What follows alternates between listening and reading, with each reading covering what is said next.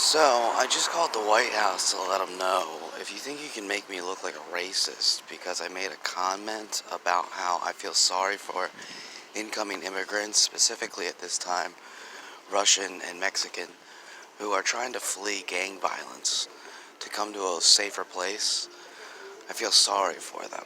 I was making this in a conservative Republican town to a joke to a person in Walmart, at which point May whispered into Trump's ear how to make that actually sound like I was saying something bad, like I was saying something racist by saying, well, don't say gangs have taken over Mexico. You know, we all get what's going on here. Everyone's trying to encompass everyone's country's name is everyone's country's name. This is COVID-19. This is what's going down. This is a 5% democracy taking over the world. This is terrorism. This is absolutely disgusting.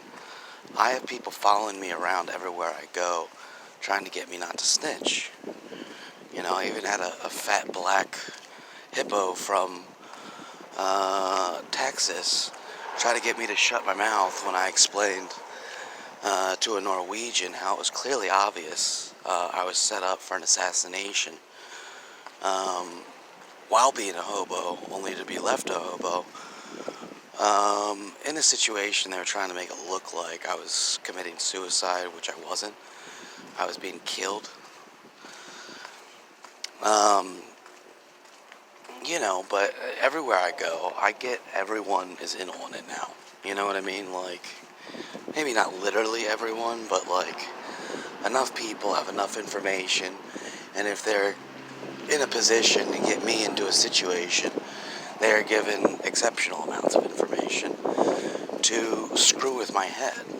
I didn't do anything wrong. There's no intel you can give them about me, which is legitimate, which is critical, which makes any sense from their perspective. But if you give it to them in a sense that isn't practical or isn't perspective on variables, which is legitimate, they're just irating me into a position under which it makes it look like they're trying to get more information out of me. There's nothing to get out of me. This is what happened. I expected to be homeless for about a year, to have in-depth ideas about what homeless life was all about, psychologically and literally. I was going to fix my financial aid, get back into college, and fix everything going down wrong in my life.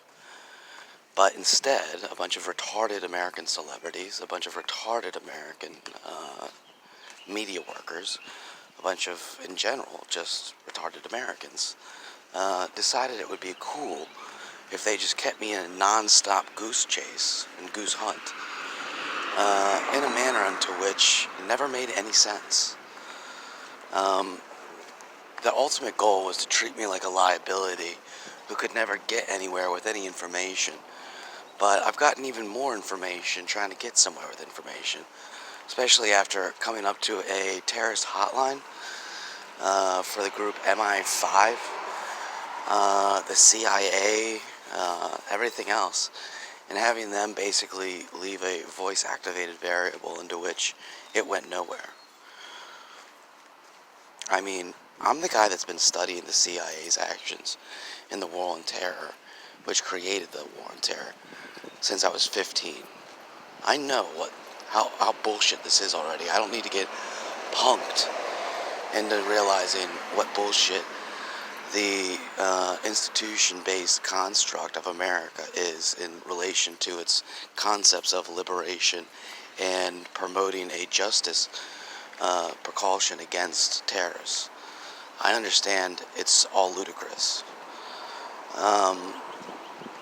Ultimately, though, I have a lot of very unique, fashionable constructs in which to lay out the master plan as to how to perceive, handle, and acerbate proper repositioning to make sense and be sane again. You know, Obama's spreading hope. Trump is spreading being great. I am proving they're both retarded assholes who need to hang themselves, shoot themselves, or just take a lot of drugs and die. But I intend to prove to the world how to become sane again. And first step is isolate the fuck out of America.